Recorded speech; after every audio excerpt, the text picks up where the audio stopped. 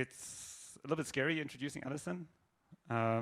She was the lead architect for Parrot for a while, and she was on the Python Software Foundation board before it became cool to be on the board. And she's now working on OpenStack. And she's going to be speaking to us about where this thing we call computing is going.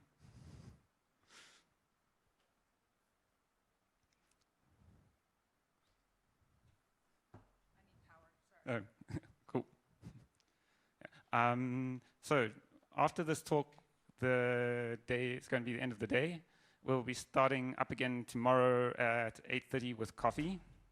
Don't do what I did this morning, and which Andre did as well, which is miss coffee. It comes back to bite you at about lunchtime. Cool, and over to Alison.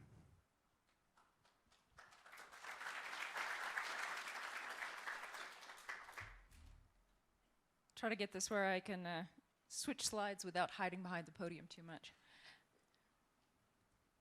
All right, so Simon mentioned at the very beginning that one of the most valuable things about a conference like this is that the speakers are all available. So I figured I'd start by telling you a few things, if you bump into me out in the hallway over coffee, a few things that you might want to talk to me about.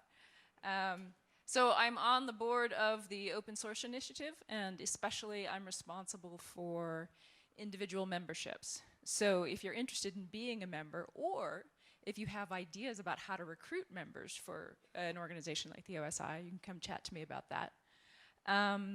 I work at Hewlett-Packard on OpenStack, and especially open source strategy around cloud technology. So might be some interesting conversations there.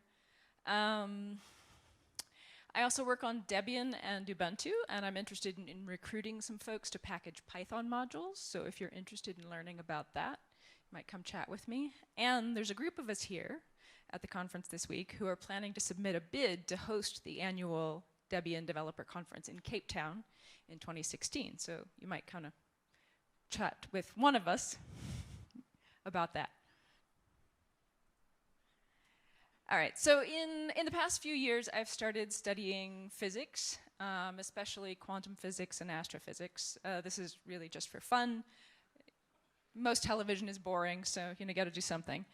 So I really admire physicists for their, I would almost say their love of admitting mistakes, right? Like, it's not just a virtue with them, it's almost gleeful. So any decent textbook on astrophysics, the very first chapter will say, once upon a time, we believed that the Earth was flat. And boy, were we wrong. Just so wrong. And once upon a time, we believed that the sun rotated around the Earth. Boy, were we wrong. Oh, my goodness. And if you study quantum physics, pretty much any textbook you find on it, the entire thing, cover to cover, is dedicated to proving how classical physics is wrong in every way imaginable. So I kind of wish that we did the same thing in software. I wish that every introductory textbook to computer science started with, once upon a time, we believed that all compilation would be static. And then we had languages like Smalltalk and Python, which proved us utterly, utterly wrong. And once upon a time, we believed that 64K was a lot of RAM. Wow, you could do so much with 64K. And once upon a time, we believed that all computing would be single-threaded in a single process on a single machine. And boy, were we wrong, just so wrong. Now, I have a confession to make, and that is I'm a bit of a Unix graybeard. I realize I don't look like one, I hide it well, but I am. And so when I see words like cloud, I have a bit of a knee-jerk reaction, like, I don't like buzzwords. So I'm going to debunk the buzzword. Let's sort of unpick cloud and see what it really is.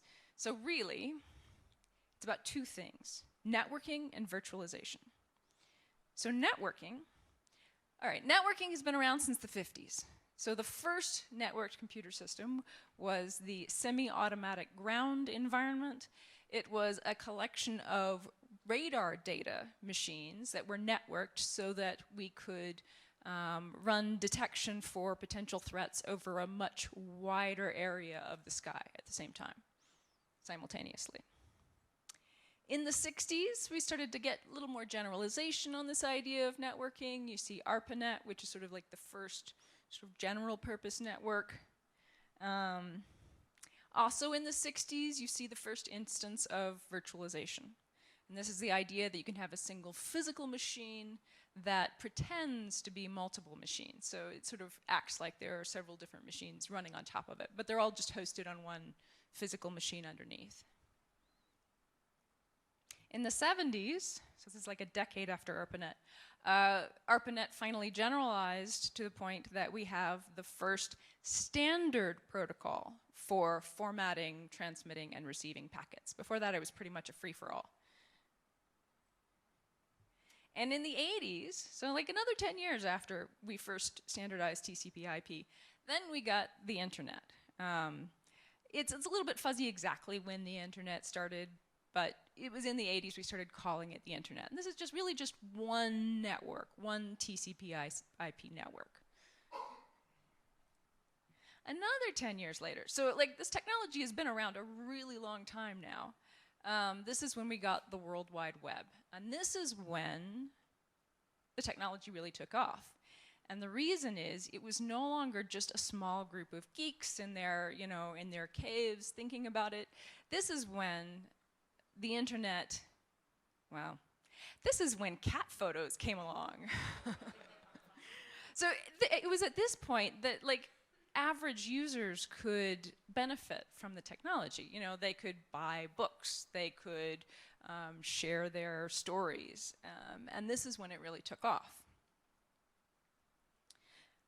So in the 2000s, kind of have virtualization again. This is when you started to get things like user mode Linux and Zen and KVM, and like virtualization started to become a way of basically resource saving in hosting the World Wide Web. Also in the 2000s, we decided that the same technology that we had already had for a decade, it needed a new name. So it was still HTML, it was still JavaScript, it was still CSS. Now, to be fair, there was sort of a new concept of dynamicity around Web 2.0. And that was, it's not just static pages and you click a link and you go to another page and you click a link and you go to another page. It was really a sense that like the web should be interactive just like an ordinary application, an ordinary desktop application. So in 2010s, we have this new buzzword, cloud. Actually, you could technically say it started around 2006. That was when Amazon started launching their cloud stuff, but it really didn't take off until the 2010s. And the cloud is, at heart, just virtualization and networking. That's it. So it's a different scale, right? So if you talk about virtualization in the 2000s, you know, you're probably talking about 10 VMs running on a dozen servers, maybe, you know, 10 VMs on each server. So it's fairly small scale. The concept of the cloud is kind of a radical increase in that. So, you know, you might have 100 VMs on each machine. You might have thousands or hundreds of thousands machines all working together. But it's really just the same technology that we've had since the 50s and 60s with, you know, a set of refinements on top of it. And what's kind of important to think about that is at that scale, you know, at the scale of 10 VMs on 10 machines, you can have a person, a human being who looks at each machine individually by hand and sort of gardens them, cleans them up. At the scale of like 100,000 machines in your data center, the cost of having actual human beings looking at every single server it's completely ridiculous. And that's why you start to see things like, well, Ansible was one that was mentioned, but there's a whole bunch of tools. You start to see tools around automating interacting with servers. So it's no longer human labor. It's now the human has the brains to set up the set of scripts, the set of Ansible scripts, the set of Chef or Puppet scripts. And then it's actually machines that talk to machines that talk to machines. And your entire infrastructure is spun up by software rather than by human beings. All right, so that's where we've come so far. What's next? What's the next buzzword? Well, I'm a linguist, so I get to make up words. At least that's what I consider. So, next is a new word I call ubique. You pronounce it like unique, or if you prefer, you can spell it like Philip K. Dick's Ubique. It's a novel. So it comes from the same Latin root as ubiquitous computing. It's about the concept that computing is everywhere. In Latin, it means everywhere. So this is the Internet of Things. It's also your smartphone, so you carry more power in your hand these days than, in fact, like a Cray supercomputer from not too long ago. And also it's things like, so the fact of having data SIMs now means that you have networking just about anywhere in the world. It may not be fast, it may not even be 100% reliable, but you can take it just about anywhere. So I'm not the only one who thinks this is what's coming. This is some research by Gartner, and they predict 30 billion network-connected computing devices by 2020. Now, this is a massive, massive upshift. You know, this is so from 2009, you have about 5 billion, and they're predicting 30 billion by 2020. That means this is where a lot of investment is going right now, is into this space. So Google Glass is one example of computing everywhere. It's a terrible example, but it's a prototype. It's a horrible, clunky prototype, but it starts to give you the idea of where we could be going with you have a computing device with you integrated into your life wherever you go. Fitbit is an example, something small, lightweight, fits in your pocket, just measures like your walking statistics, sort of giving you information about your health. And then there's the areas where you can make your own Internet of Things. Arduino is a good example. It's pretty low level. Raspberry Pi is another good example. There was a great talk about that today. And that's at the level where you're actually running a Linux distro and running Python right on your small device that you can carry with you anywhere. So here's why I predict this is the next exciting thing, and that is cloud by itself is just plumbing, like the internet was just plumbing. There is nothing exciting about plumbing. What's exciting is what you run on plumbing. And what the cloud gives you is very easy to automatically spin up bits of computing power that you can access from anywhere in the world.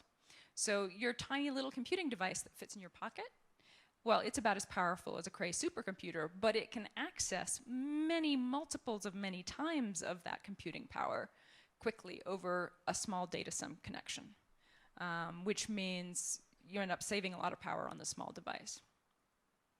So this is why, so the Internet of Things, ubiquitous computing, small bits of computing that you carry with you is what's interesting about the cloud. Cloud by itself is boring as dirt, unless you happen to be one of the geeks who like gets really excited about like lower powered servers and data processing and stuff like that, which actually probably most people in the room are, but.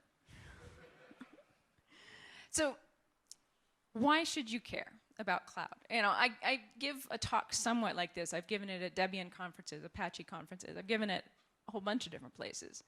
And a lot of people in the open source community, I find, are turned off by buzzwords like cloud because, yeah, it's just a buzzword. It's not all that interesting.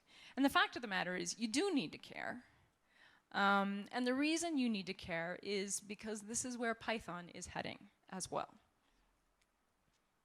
So one example you may know that OpenStack is one of the largest open source cloud computing platforms, and it is all written in Python. So if you're not a GUI person and you're interested in interesting, exciting jobs in Python, OpenStack is actually a really good place to go right now. There's a lot of companies hiring for it.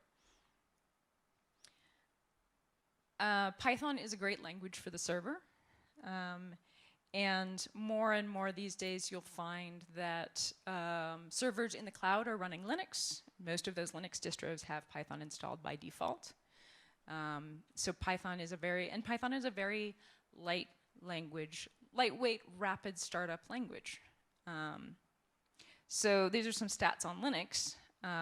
And if you take a look at that, so the largest blue slice there is Ubuntu.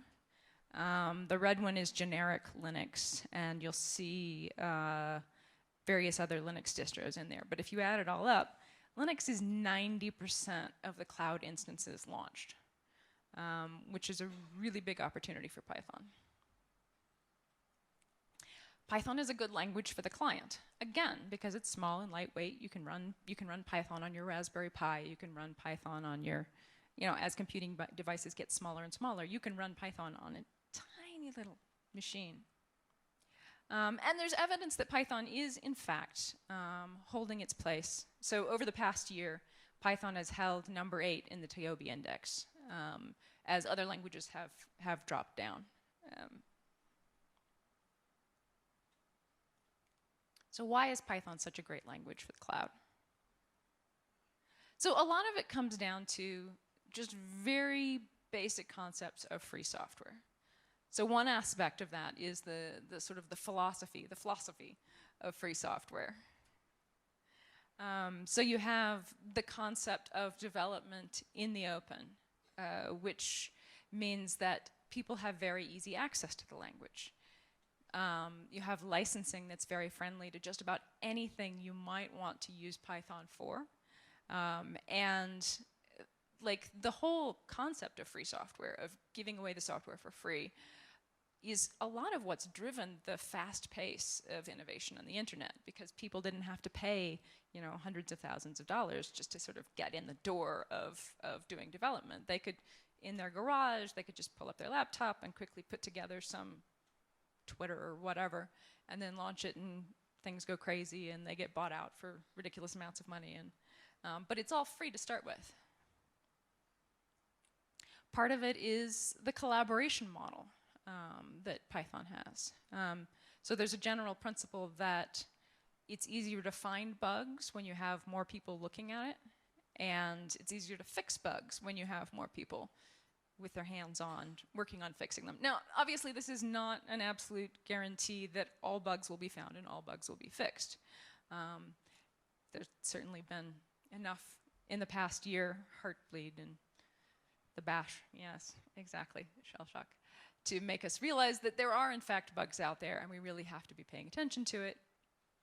But I think it's probably pretty important to realize that proprietary software does not have fewer bugs. You may not see them announced as broadly because the companies may be keeping lockdown secret about the bugs that they found and that they fixed. But the bugs are there. And personally, I find it a little bit scarier to have the bugs that you can't see and that you don't have people scanning for, and that massive numbers of intelligent people don't even have access to. I find that scarier than the open source bugs where at least someone is going to find it.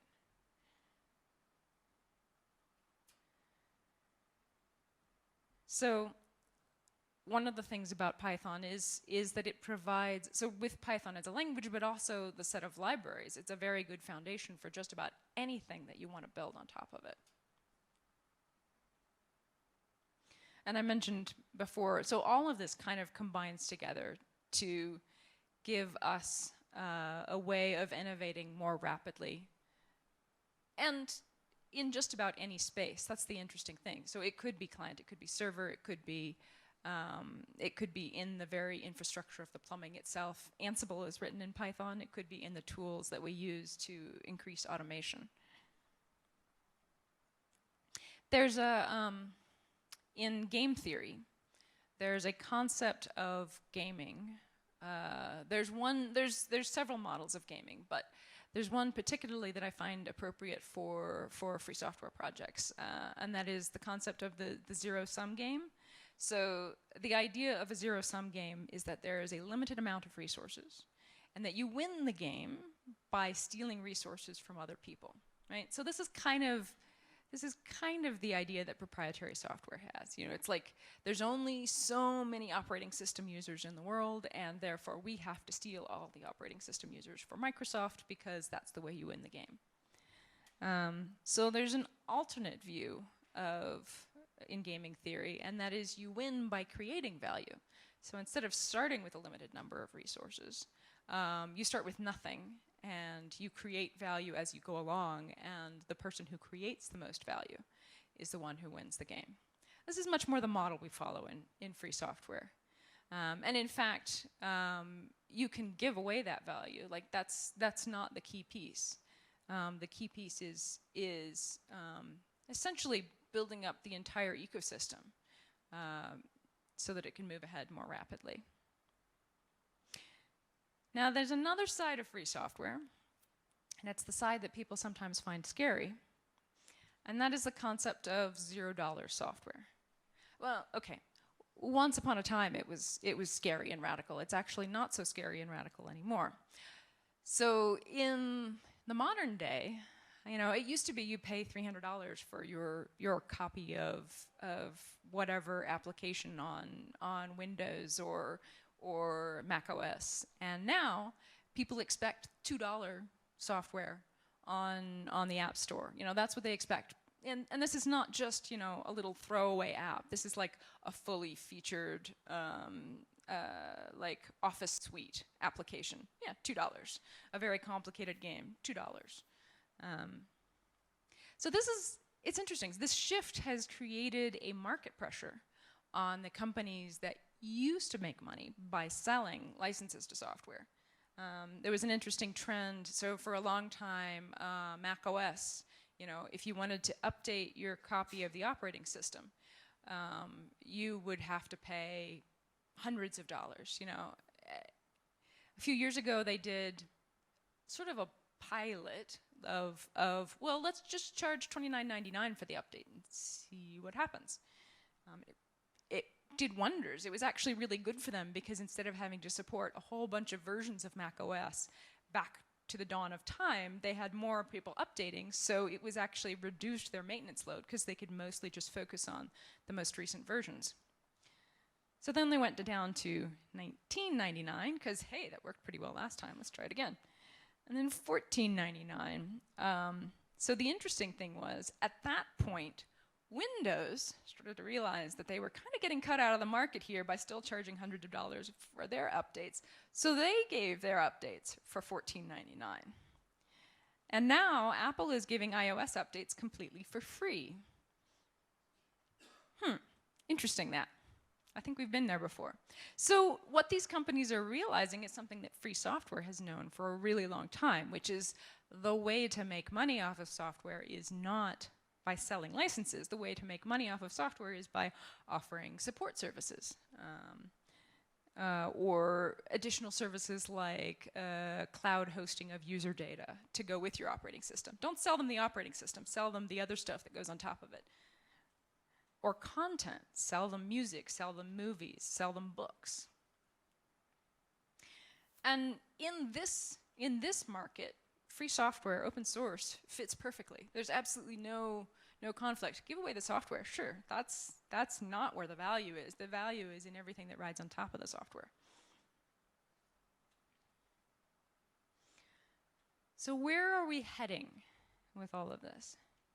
So I think one of the things to carry away from the cloud and the move towards the Internet of Things is that software, you know, for a long time we were moving towards software that was like more and more monolithic. And we're heading in completely the opposite direction. So software has to be smaller, lighter, and faster.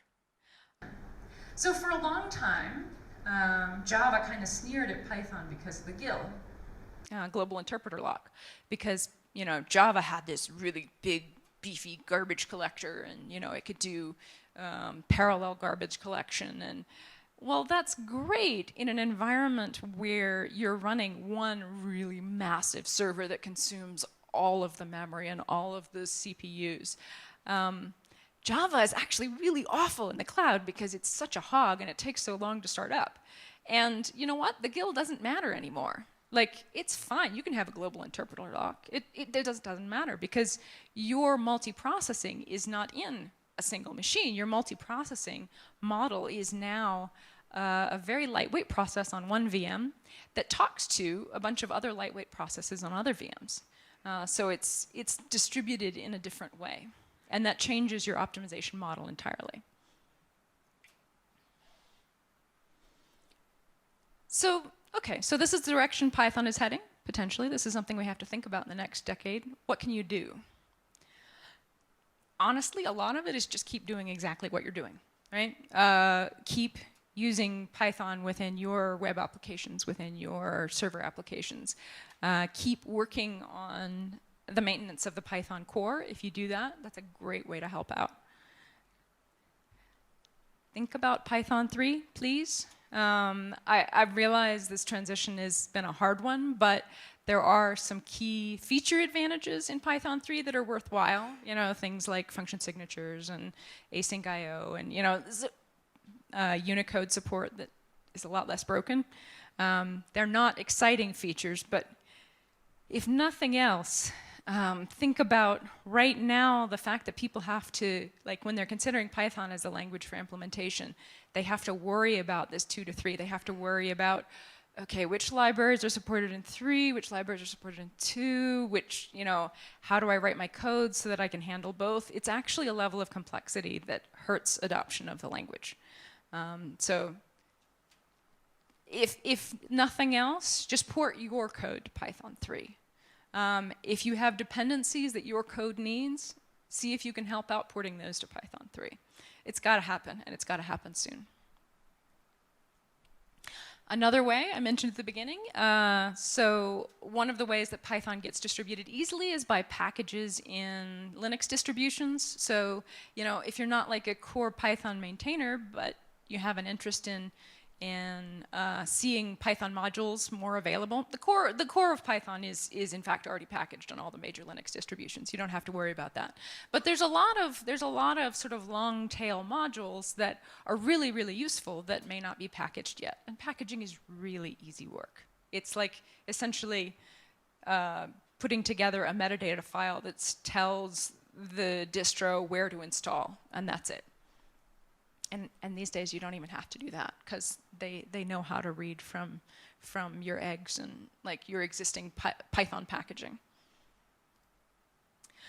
If you know a little bit of Python, or you know a lot, or you're maintaining a package, or you're maintaining a module, make sure you're teaching somebody else what you know, because you won't be around forever. And make sure you're learning what somebody else knows all the time. Like, don't just think, I know enough, I know plenty. Make sure that you keep learning as well. And a very, very big thing is community building. So it's events like this, it's participating in mailing lists. You know, like, projects like Python, they don't, like, the software alone is not enough to keep the project going. The human connections are actually what keeps the project going. And there's been countless projects that have just fallen off the radar because they couldn't keep the community together. They couldn't keep the people together. That's the most important piece. You know, Python's been around for 20 years, first release. And it's gonna be around another 20 years. Hey, maybe another 50 years. Which means you kind of have to take a different perspective. It's no longer, you know, okay, next year, what are we going to do next year? You really have to think about how to make it sustainable for the long term. That's all I've got.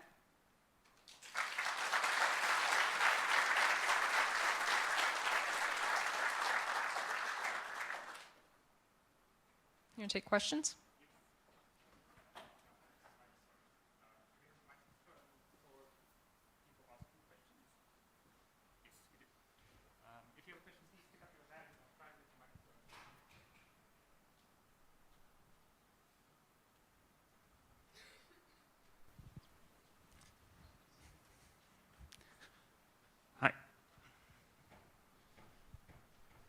What's the biggest thing that you see currently missing from Python? Missing from Python? That's an interesting question.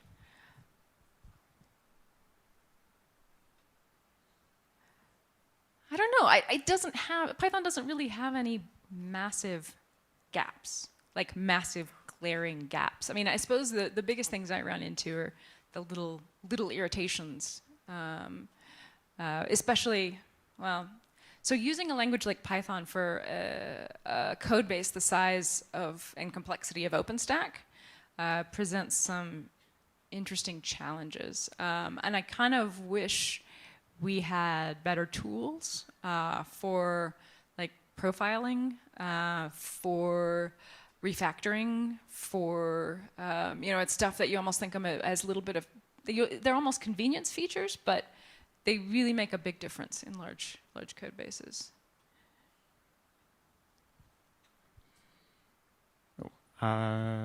There's, okay, mic on that side. So here's a concern, Allison. There's a talk that you probably saw a few years ago at OSCON that Robert Lefkowitz gave, where he talked about sort of the death of free software because apps cost $1.99, because people are willing to, in exchange for this very small cost, give up the freedoms that are the traditional free software, freedoms that we hope for in this community and related ones. And I mean, and it's not just the actual cost of it being $1.99. There's this danger, I think, that we lose control when things are on these other servers and we're just paying for the service and we're not having the freedom to control what the code does. And, well, I'm not sure what the question is. Well, I mean, I understand the question. It is actually one of the core threats in this future where everything is distributed over the Internet of Things. And I think, so the key piece here is it is actually definitely a threat to your privacy if everything you have is running on an Amazon server. Because they're not gonna hesitate, or a Google server. They're not gonna hesitate to give the keys away to whoever comes knocking on their door and says they must give the keys away. Cloud is not just about running on Amazon. Cloud is an abstraction of running data centers, and that can also be your own data center. So really the answer to that is don't use Amazon's cloud. Use your own cloud using open source software like OpenStack, where the software is fully open and can be looked at by anyone, absolutely anyone, where you own your own hardware, where you can control it. And that's really the answer,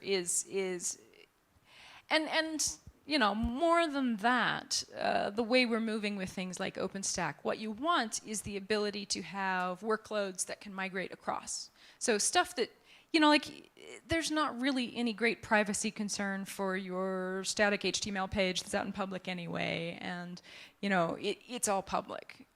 So you could run that in the cloud, but you may want to have, if you're a company, you may want to have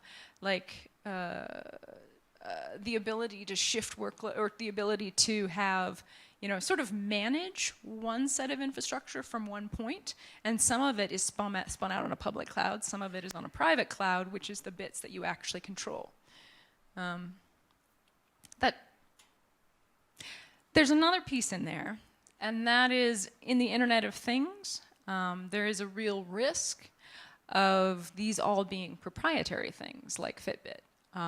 And you lose a lot of security and privacy and control if all of the little things that gather all your data about where you're going and what you're doing and how much you weigh and how much you're walking and all of that is all proprietary. So one of the things that we want to be conscious of is making sure that free software is there, that we don't just kind of like throw up our hands and say, oh, we don't want anything to do with cloud. We don't want anything to do with this Internet of Things. Free software needs to be at the forefront, as it was at the forefront of the web and Web 2.0. There's another question here in front. Hi, just a quick question on the subject of Python 3. I seem to recall recently hearing that I think the Python Software Foundation or the developers have basically decided to definitely end of life Python 2 with a certain. So is there a strong commitment now to phasing out Python 2 entirely? Because I think that's probably the key thing which has been holding back Python 3, obviously, is there's these two parallel streams. So, I mean, are we reaching the point where Python 2 is going to be buried? Guido has said for a long time there will be no 2.8. There will not ever be a 2.8. And he's been pretty firm about that. I don't know, David might have a better idea. Has he given a specific date at which 2.7 is end of life now?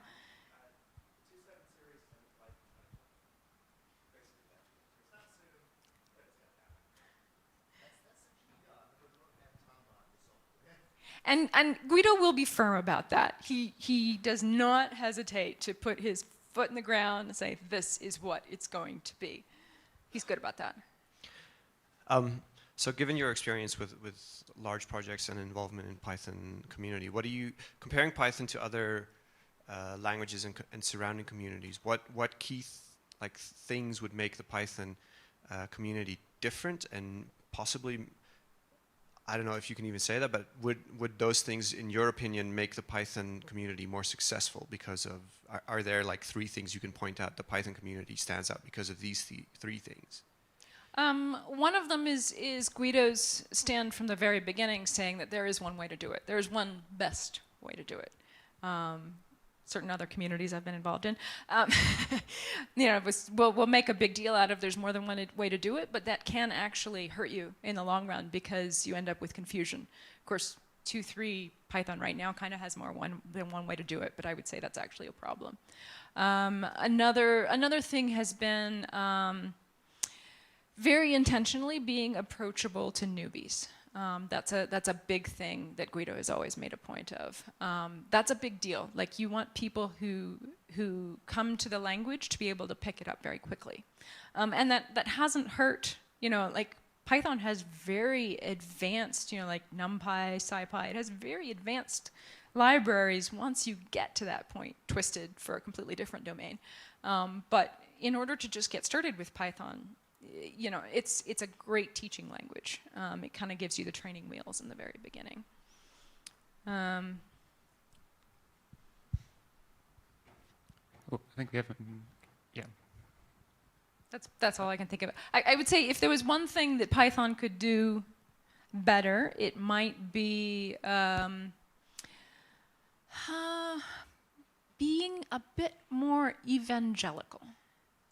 Being a bit more extroverted about participating in things that are not necessarily Python. I mean, and there are some of us who participate in other things, but I think I would like to see a much stronger presence by Python developers, the PSF, at completely unrelated events, at cloud events, at Linux events, that sort of spreading the ideas of Python more broadly. Yeah, over here. Just a question about open source in general. You've compared the open source model versus the proprietary software model and so on. But over the 20 years since Python has been created, I think I've just noticed that there's been a trend where people are actually being paid to work on open source projects, like Kickstarter projects and so on.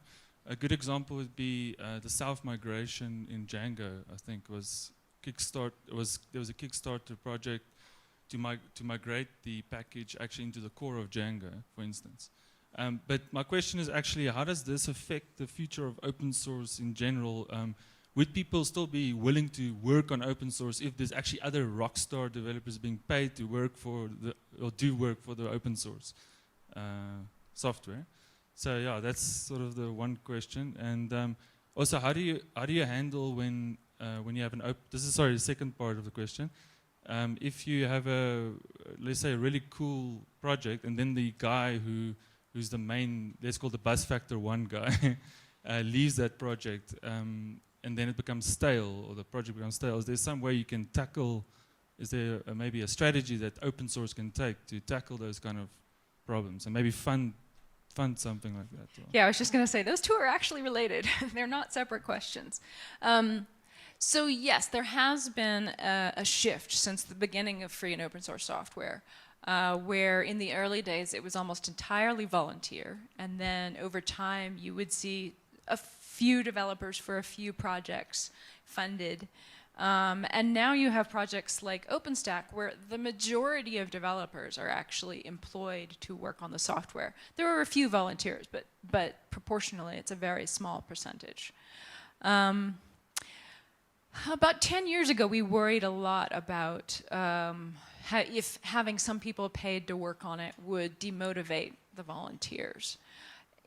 It doesn't seem to.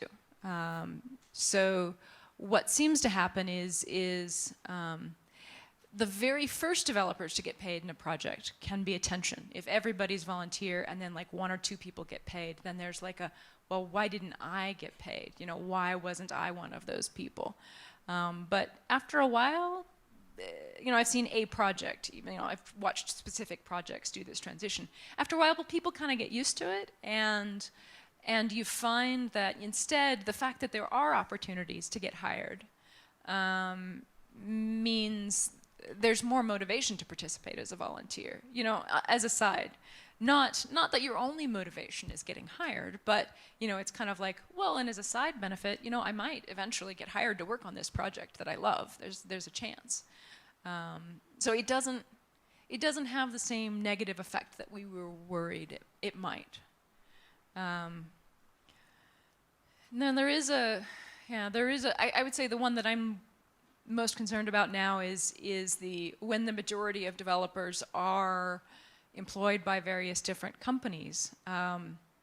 There's a new level of engagement that we have to do that we really haven't done in open source in the past, and that is engaging with the people at the company who are making decisions about where those developers spend their time. It's something we're doing in OpenStack now. We're calling them the hidden influencers. It's like, yes, you engage with the developers. Yes, we get the developers on the mailing lists and on IRC and participating in the developer summits and all of that, but where are their managers? And if the developer says, ooh, I want to work on this cycle, this 6 months for the next release, do they actually have the backing from the person who is paying their salary to do it? And if they don't, well, maybe we shouldn't count on that particular feature as much as if someone is actually willing to step up and say, yes, not only is this developer interested, but I am willing to allocate 50% of their time to that feature development over the next 6 months. And it's tricky because you don't really want companies controlling the software, but you also, so you kind of want to bring them in sort of grassroots up. You know, you don't want like a set of executives at, you know, these 10 companies dictating what this open source project is going to do. But you do want to bring them in and start getting them talking to each other, you know, managers from this company talking to that company. So it's kind of a new, you know, it's some ways it's the curse of our own success. We set out to make open source palatable to companies, and we succeeded. And because of that, we now have developers getting hired and more funds going into open source development. But it does shift, it shifts the landscape a bit. And the second half of your question. Right. So when you have a key group of developers, could be one, could be a few, and they retire for whatever reason. This happens. You know, life happens. People have kids. People get old. People decide they want to move to the Bahamas. Whatever. There are a few approaches, and one of them is let the project die. That's kind of what's happening to Upstart. Sometimes you just have to say, you know what, it was a good run, it was a good idea, but nope, we're not going to do that anymore. And another is find the new generation of volunteers who's excited about it. If there is actually a community of users, and this is part of why I emphasize apprenticeship. You know, it's like if you get to a point that the leads want to retire and there's no one to take their place, that's a failure on the part of those leaders for not training someone to take their place. You know, every single leadership role I've ever had, I have always kept in mind 2 or 3 successors that I am training to follow after me, people that I make sure they know what I know and, you know, they have the skills that I have and they could step up and take my place. And I think that's important for everyone to be doing all the time. And the third one is, yes, funding. So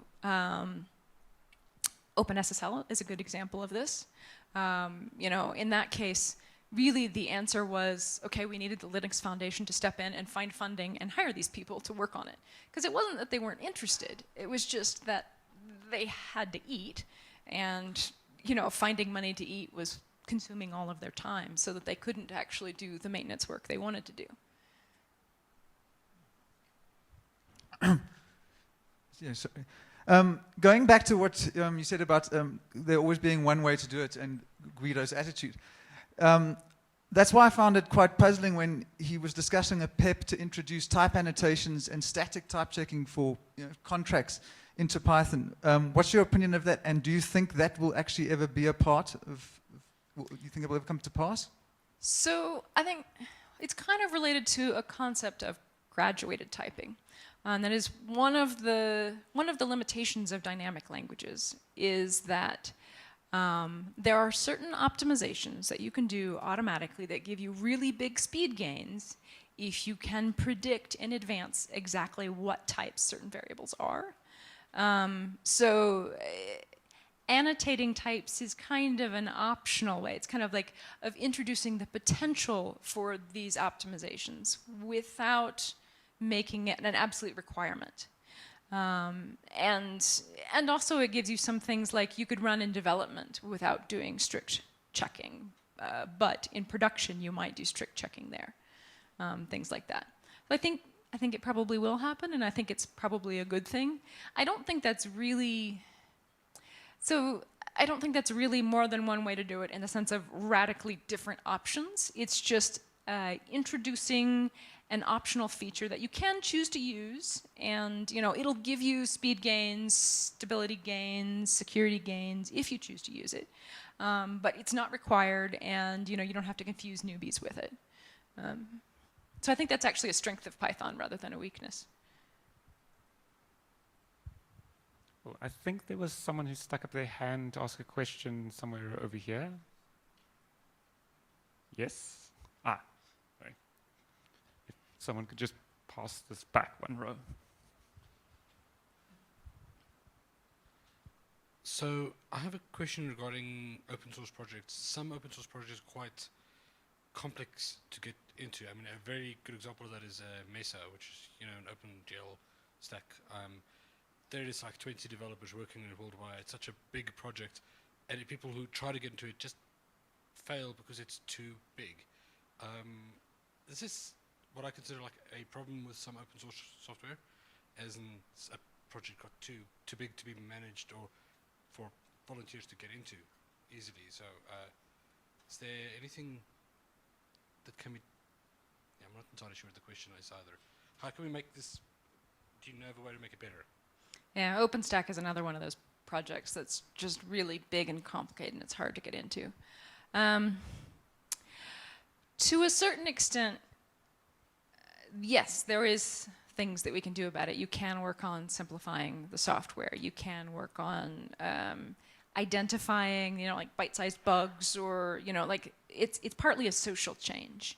You know, that the developers need to realize that this is an important part of keeping the project going for 20 years, is having new people coming in and kind of having that channel for new people to follow so that they can come in.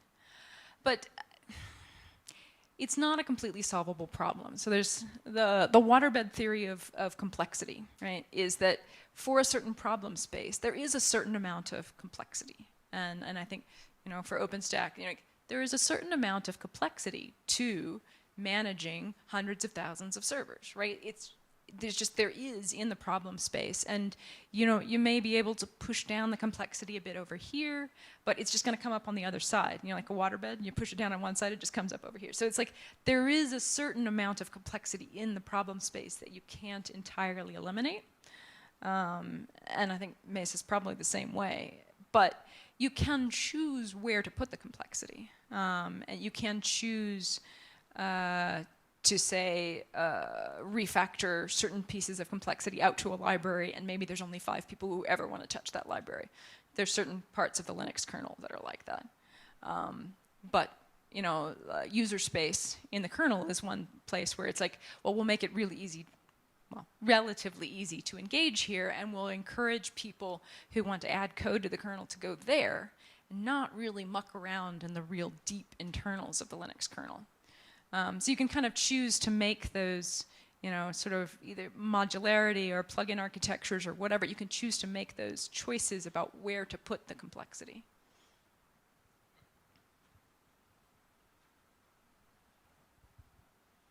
I think we're just going to take one more question, since Alison has already very briefly answered a large number.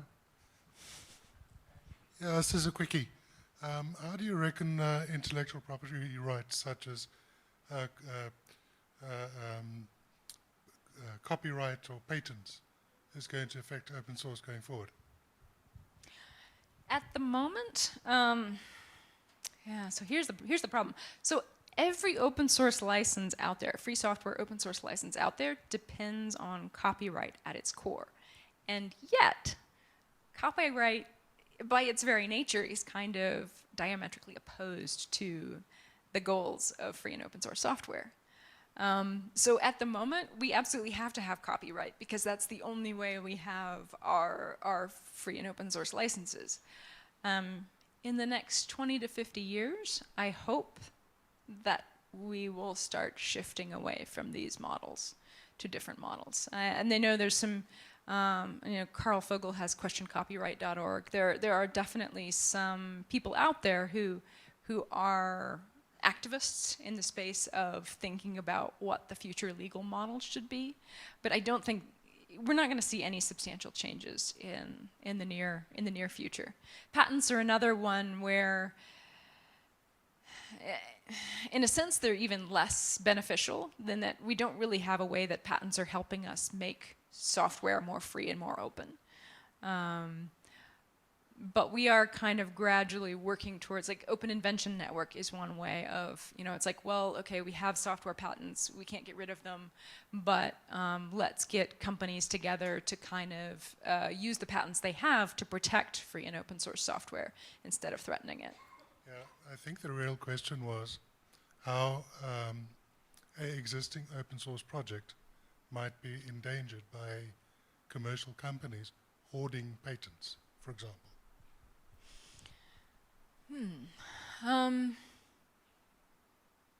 So patents are a danger to projects, because you know, the recommended advice is don't look at patents, because you get treble damages if you knew there was a patent in the space. So it's better just not to know, which is kind of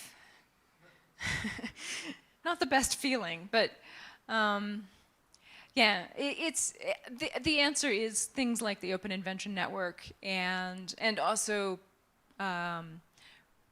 companies collaborating around, like in OpenStack, they make a very big deal of the companies collaborating around, all contributing their patents in the cloud in the cloud space towards OpenStack. And there's actually, you know, I think the only really major cloud providers that don't participate, or cloud companies that don't participate in OpenStack in some way or another, is probably like Google and Amazon. Like even Microsoft contributes to OpenStack, which is the weirdest thing. But you know, they want their virtualization to work in OpenStack as well. So it's that sort of thing. So it's getting companies to collaborate around specific open source ecosystems in specific ways that actually builds in the protection. Because honestly, most of these companies don't use patents offensively. Most of them, like sort of the core idea of patents in business is a defensive model, where the reason we have to have patents is so that we can build agreements with the other companies. So like we have a certain amount of weight on our side that balances out their weight on their side, and that's what brings us to the table to talk, is because, you know, we each need what the other has. So the reason companies aren't willing to just throw up their hands, some have, Canonical refuses to do patents, but the reason companies aren't willing to just say, no, we will not do patents, is because they're afraid it's like the Cold War, right? They're afraid our competitors are building up their patents, and they're going to cream us if we don't actually have, you know, a patent set to counter them with. It's an unfortunate part of our world at the moment, and I hope it will die. I would be happy to see software patents completely abolished.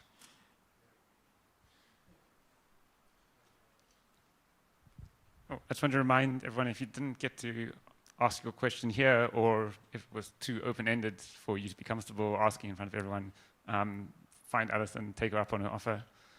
Please do. Catch me over coffee. I'll be here all week and at the sprints. Awesome. And thank you again.